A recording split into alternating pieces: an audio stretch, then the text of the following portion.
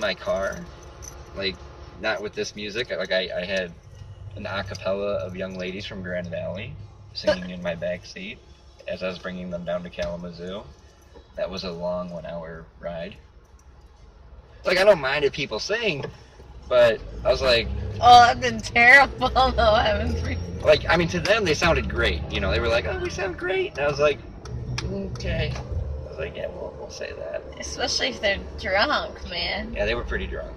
Yeah, that's when you sound the worst. And I was just sitting there like, oh, man. I was like, do you guys want to hear, like, any specific artist or anything? They're like, no, we're just kind of... I was like, oh, okay.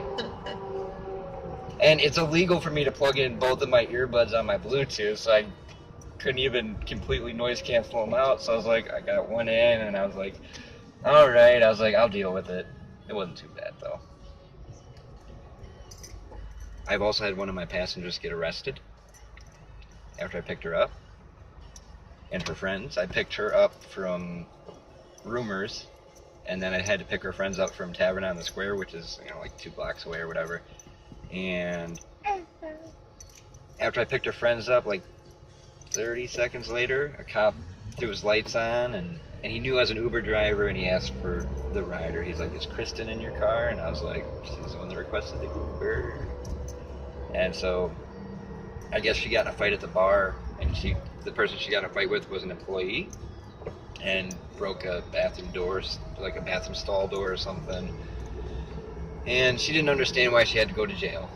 And of course the officer had to explain it to her. She was very intoxicated.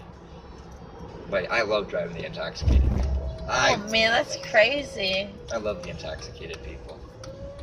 They are the spice of life when it comes to Uber. I mean, don't get me wrong, the daytime rides are great too.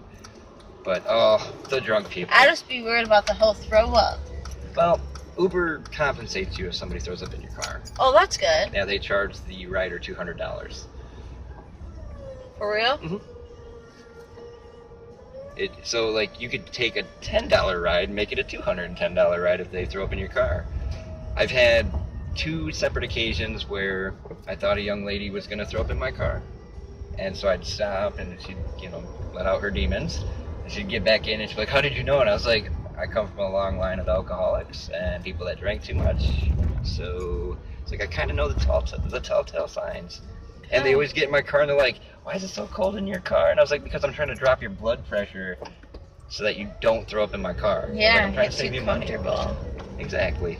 Well, What about them falling asleep in your car? It's happened. I've had 2 young ladies fall asleep in my car, which is why I have this. Not saying that they would ever accuse me of that, but I have read cases on Uber where, you know, actual drivers have taken advantage of young ladies when they were passed out. Usually I'll just nudge them in the shoulder and be like, hey, you need to wake up right now. I was like, we're here.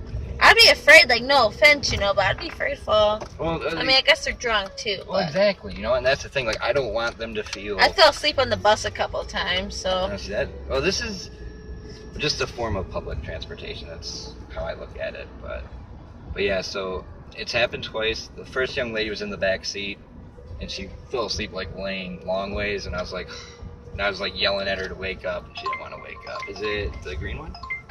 This one. All right. That's funny. Yeah, I was like, oh. And then the one that fell asleep in my passenger seat, I nudged her in the arm, and she was like, why are you hitting me? And I was like, I'm not hitting you. I was like, we're at your place, and you need to get out of my car. And she's like, we're here already? And I was like, yeah, we're here already. Hey,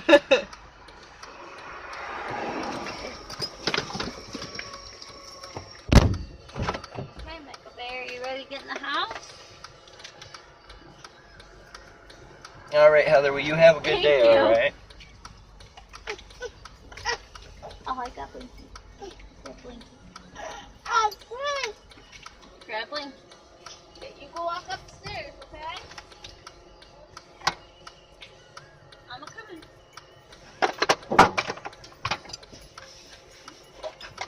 All right, have a good night. Okay, cool.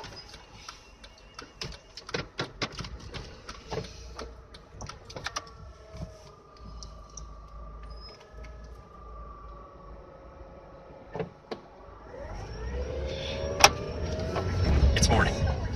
You never check your phone while driving your kid's carpool. Why do it alone?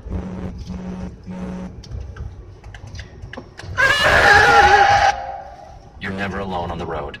Distracted driving is never okay. AT&T reminds you, it can wait. Take the pledge at itcanwait.com.